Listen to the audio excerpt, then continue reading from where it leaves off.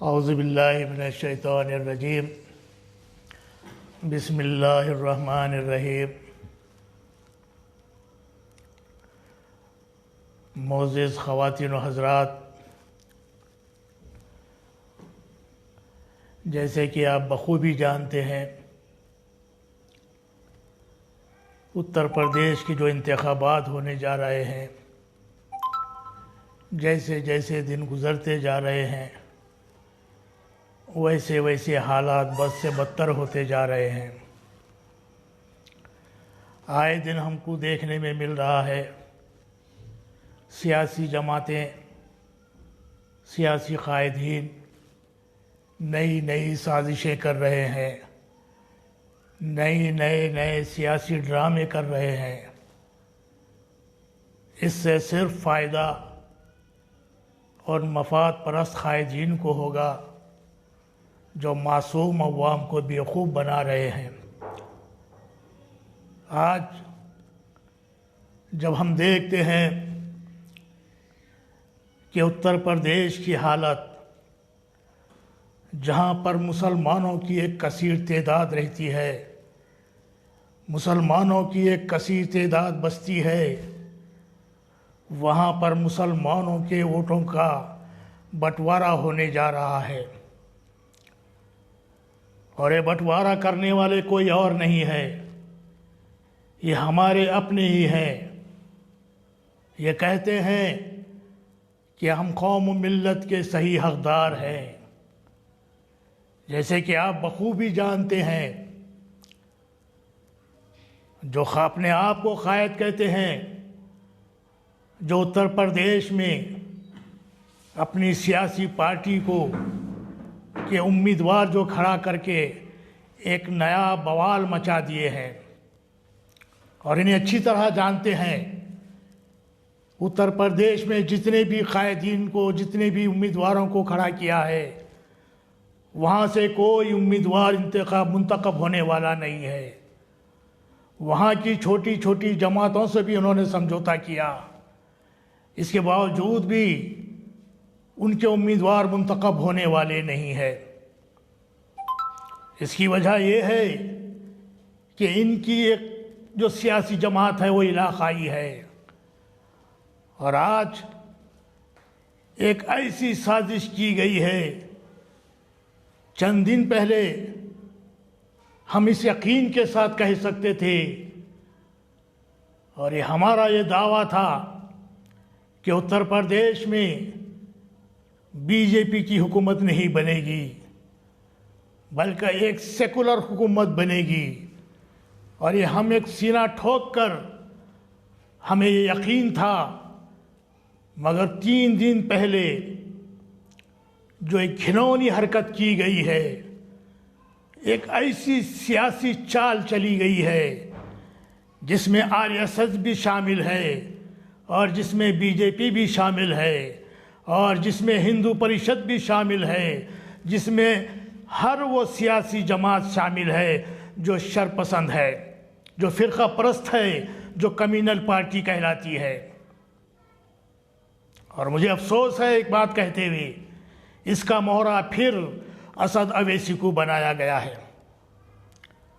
असद अवैसी साहब अपने आप को कायद कौम व मिल्लत का जो है ना कायद कहते हैं, और अपने आप को बहुत काबिल लीडर कहते हैं। और आपकी जो काबिलियत का जो अपने आप को डंका बजाने की कोशिश कर रहे हैं, उन्हें चाहिए था कि इस तरह की घटिया चाल नहीं चलनी चाहिए। आप देखिए, मैं जो कहने जा रहा हूँ वो गलत है या सही है। आज चंद मुकामात पर उनकी तायीद में दुआएं की जा रही हैं असद अवैसी साहब के ताल्लुक़ से। कई हरकतें किए जा रहे हैं, कई जुलूस निकाले जा रहे हैं, कई हमदर्दी किए जा रहे हैं। क्या आपको यकीन है, जब सामने वाली पार्टी जब किसी का कत्ल करने निकलती है या किसी को कत्ल करने की साजिश करती है, तो क्या ऐसे आदमियों के हाथ में तलवार देगी, ऐसे आदमियों के हाथ में ऐसे हथियार देगी जो नाकारा लोग होते हैं, जो नातजुर्बेकार होते हैं? अगर ये वाकई का कत्ल करना चाहते थे तो वो आदमी जो हाथ में जिसके तलवार थी या आपके उसके हाथ में रिवॉल्वर था, एक नहीं थे, 2 या 3 थे, वो सीधे जो है ना असद अवैसी साहब पर वार कर सकते थे, असद अवैसी साहब पर फायर कर सकते थे। मगर ऐसा नहीं हुआ। ऐसा इसलिए नहीं हुआ क्योंकि इन्हें बहुत बड़ी साजिश के ज़रिए बीजेपी को रास्ता हमवार करना था उत्तर प्रदेश में।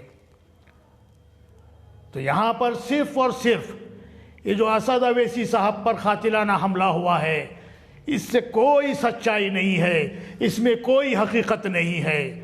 ये सब ढकोसलापन है, ये सब रियाकारी है और ये सब सियासी चाल है। बीजेपी को मालूम था कि वो इस बार जो है ना उत्तर प्रदेश में हुकूमत नहीं बना सकती, तो उन्होंने ऐसी चाल चली। जबकि ये भी मशहूर है, हर वक्त असद अवैसी साहब बीजेपी के इशारों पर नाचने वाले हैं और नाचते आ रहे हैं और पता नहीं कितने दिन तक ये नाचते रहेंगे। मेरे दोस्तों, आज आपको दूरअंदेशी से सोचना है। ये दर हकीकत ये कातिलाना हमला नहीं था, ये सोची समझी साजिश थी जिसमें असदुद्दीन अवैसी साहब भी शामिल हैं। क्योंकि उन्हें मालूम है कि आपने देखा है कि किस तरह से वो सियासत कर रहे हैं, और आपको ये भी मालूम है कि उत्तर प्रदेश के मुसलमान जो इंतहाई काबिलियत रखते हैं, उन्होंने असद अवैसी साहब से कहा कि साहब, आपकी उत्तर प्रदेश में ज़रूरत नहीं है, हमारे यहाँ बहुत काबिल मुसलमान हैं, हमारा फैसला हम खुद कर सकते हैं और हमारा मुकद्दर हम खुद संवार सकते हैं, आपकी यहाँ पर ज़रूरत नहीं है। आपको तो आपका हैदराबाद ही मुबारक है, यहाँ क्यों आ रहे हैं, यहाँ पर क्यों फसाद बर्पा कर रहे हैं, यहाँ पर क्यों मासूम मुसलमानों में इंतशार पैदा करने की कोशिश कर रहे हैं। खुदारा हमें अपने हाल पे छोड़ दो। मगर असदुद्दीन अवैसी साहब कब सुनने वाले किसी की? वो तो जो है ना ऐसे बने हुए हैं जैसे कि मैं ही सब कुछ हूँ। असद अवैसी साहब, अल्लाह के वास्ते ऐसी घटिया सियासत ना करें, मुसलमानों को इस तरह से बर्बाद ना करें। अब तक जो तुमने किया है वो बहुत कुछ किया है, मगर इसके बाद तुमको आगे बढ़ने की ज़रूरत नहीं है। खुदा के खौफ से डरिए। आज मुसलमान कितनी पस्ती पर जा रहा है, आज मुसलमान किस तरह फसादात का शिकार हो रहा है, आज मुसलमान बेरोज़गारी का कितना शिकार हो रहा है। आपको उस पर तवज्जो दीजिए। अगर आपको उस पर तवज्जो देने नहीं है तो अल्लाह के वास्ते आप खामोश बैठिए। आप अपनी सियासत अपने हैदराबाद तक ही मोहतात रखिए। और आज अफसोस इस बात का भी होता है कि जब भी डिबेट हुए हैं, डिबेट करने वाले और आप जितनों को भी बैठ दिया है वहाँ सब पर उन्होंने ये बार बार आपसे कहा है कि असद अवैसी साहब, आप हिंदुस्तान का वज़ीर आज़म मत बोलिए, आप मेरा वज़ीर आज़म बोलिए। मगर आपने हमेशा यही कहते रहा कि मैं हिंदुस्तान का वज़ीर आज़म ही कहूँगा, मैं नरेंद्र मोदी को मैं अपना वज़ीर आज़म नहीं कहूँगा। मगर कल के पार्लियामेंट के सेशन में जब हमने आपकी तकरीर सुनी तो एक अजीब सा सदमा हुआ और एक शर्मिंदगी से महसूस हुआ। जो शख्स अपने आप को खदावर क़ायद कहता है वो आज अपनी ही ज़बान से नरेंद्र मोदी को जो है ना मेरे वज़ीर आज़म, मेरे वज़ीर आज़म, एक नहीं 2 बार अपनी ज़ुबान से कहा है कि मेरे वज़ीर आज़म है, ये मेरे वज़ीर आज़म है। असदुद्दीन अवैसी साहब, कब तक ऐसी सियासत करोगे और कब तक ऐसे खेल खेलते रहोगे? खुदा से डरिए और उत्तर प्रदेश के मुसलमानों पर रहम करिए जो इस वक्त बहुत परेशान हैं। आप कितने वोट लेंगे वहाँ? कितने उम्मीदवार आपने खड़ा किया है? हर उम्मीदवार 10-15 हज़ार वोट लेंगे। जिसे जाहिर है बीजेपी की राह हमवार होगी और उसके उम्मीदवार जीतेंगे और फिर वहाँ पर जो है ना हुकूमत बनाएंगे। इसके बाद में जो मुसलमानों पर जुल्म होगा, जो मुसलमानों के घरें जलेंगी, जो मुसलमानों माँ बहनों की इज्जत लुटेंगी, इसके जिम्मेदार सिर्फ और सिर्फ आप रहेंगे। ये याद रखिए असदुद्दीन अवैसी साहब, आप जो काम कर रहे हैं वो बहुत ही गलत कर रहे हैं।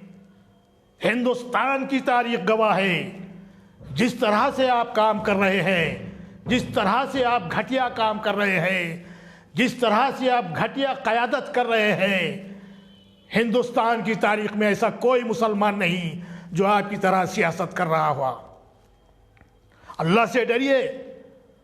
आपकी इस क़यादत पर एक शायर का शेर याद आता है, जो शायद हो सकता है वो शायर आप ही के लिए लिखा हो।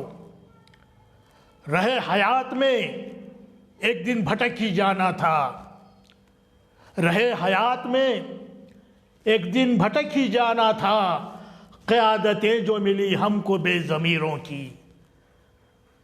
असद अवैसी साहब, हाथ जोड़कर आपसे गुजारिश करता हूँ, खुदारा अब तो आप जो है ना बाज आइए।